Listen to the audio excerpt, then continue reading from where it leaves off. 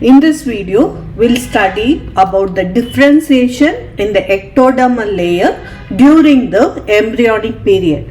So first we'll see what is embryonic period. It is a period which extends from the beginning of the 4th week to the end of the 8th week. Out of the trilaminar embryonic layer, the ectodermal layer provides protection. The endodermal layer is meant for nutrition and mesodermal layer is for the formation of skeletal tissue, muscles and blood vascular system. In the 4th week, there is the individual differentiation of 3 germ layer and the formation of the folds. Each germ layer performs its own scheme of development.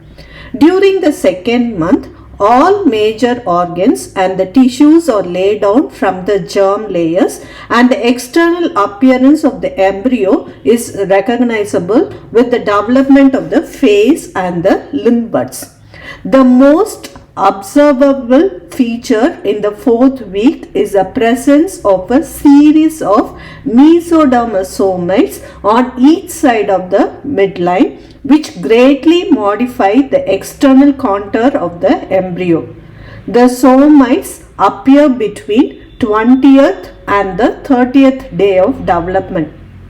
The age of the embryo may be referred to the pre-somite, somite and post-somite periods. The pre-somite period extends from the 15th to 20th day and shows the development of primitive streak, notochord and intraembryonic mesoderm. The growth of the embryo in the post-somite period is expressed as crown rump length or crown heel length. The crown rump length, that is the sitting height, is measured from the vertex of the skull to the midpoint between the apices of the buttocks. The crown heel length, that is the standing height, is calculated from the vertex of the skull to the heel. The real age of the embryo by crown rump or crown heel length is difficult to ascertain because of the variable degree of flexures in different embryo. On an average, it may be said that an embryo at 32nd day is about 5 mm in CR length, that is crown rump length.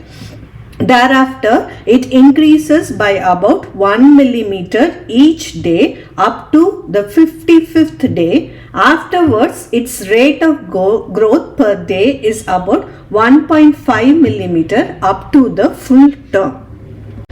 Next, we'll see the differentiation in the ectodermal layer. So, first is the neuroectoderm. So, the neuroectoderm, at the end of the pre-somite period, the neuroectodermal cell overlying the notochord. So this is the notochord, overlying this is the neuroectoderm. So they become thickened to form the medullary or the neural plate under the influence of the notochord. During the somite period, the neural plate, it forms a gutter known as the neural groove, which is concave dorsally, and it is bounded by a raised lateral margin which are called as the neural fold. The tips of the neural folds are lined by special types of neuroectodermal cells that are called as the neural crest, and they are continuous at the periphery with the cells of the surface ectoderm. The neural groove extends in the middle line from the Hensen's node to the buccopharyngeal membrane. As the development proceeds, the neural fold gradually fuse dorsally and the groove is converted into the neural tube. So here you can see this is the neural groove, and this deepens and they fuse dorsally to form the neural tube. So the conversion of the neural plate into the neural tube by a process of folding is known as neurulation. It has been suggested that a rapid longitudinal growth along the embryonic axis physically stretches the neural plate to form the neural groove and its tube. It is further assisted by the differential growth of the specific regions of the neuroectoderm. The fusion takes place at first in the cervical region, then extends in both directions until two openings temporarily appear at the cephalic and the caudal end of the neural tube. The cephalic and the caudal opening are respectively called as anterior and posterior neuropores, which communicates with the amniotic cavity. The amniotic fluid circulates through the neuropores and provides nutrition to the neural tube as long as the blood vascular system does not appear in the germ disc. The anterior neuropore closes in the middle of the 4th week at about 20 somite stage, and the closure of the posterior neuropore takes place at the end of the 4th week at about 25 somite stage.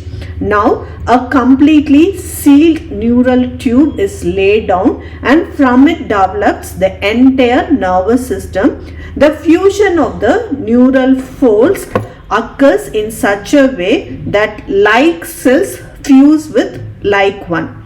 That means the surface ectoderm meets the surface ectoderm, the neuroectoderm meets with the neuroectoderm. Later, the dorsal surface of the closed neural tube is detached from the surface ectoderm, and the space between them is occupied by the cells of the neural crest. The cephalic part of the neural tube is enlarged to form three successive vesicles, forebrain, midbrain and hindbrain vesicle, separated by two circular constriction. The rest of the tube persists as the spinal cord. Next we'll see about the surface ectoderm. The surface ectoderm forms the outer protective covering of the embryo and helps in the development of epidermis, hair, nails, sebaceous and sweat glands. With the formation of the head fold of the embryo, the ectoderm lines a surface depression, the stomatium, which is limited above by the bulging of the forebrain vesicle, below by the pericardial swelling, and the bottom by the buccopharyngeal membrane. The primitive oral cavity is developed from the stomatium. The buccopharyngeal membrane ruptures at the beginning of the 4th week. The primitive gut thus communicates with the oral cavity, and the amniotic fluid gain access to the gut. When the embryo undergoes the formation of the tail fold, the cloacal membrane lies at the bottom of the surface depression, which is known as the ectodermal cloaca or proctedium. Subsequently, the cloacal membrane is divided into anal and urogenital membrane, and both membrane ruptures at a later date and help in the development of anal and the urogenital orifices.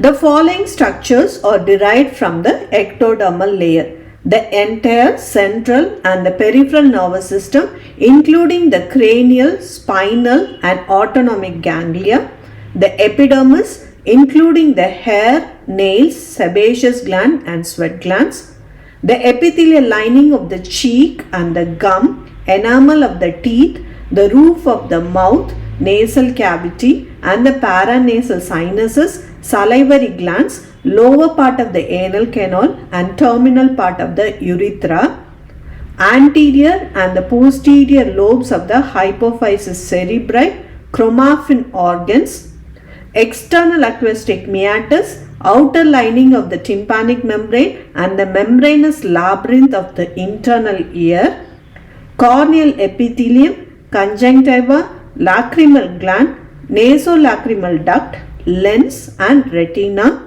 the muscles of the iris and arrector pylorium of the skin. It is important to observe that all the muscles of the body are mesodermal in origin except the muscles of the iris and the skin, that is the arrector pylorium muscle, which are ectodermal in development.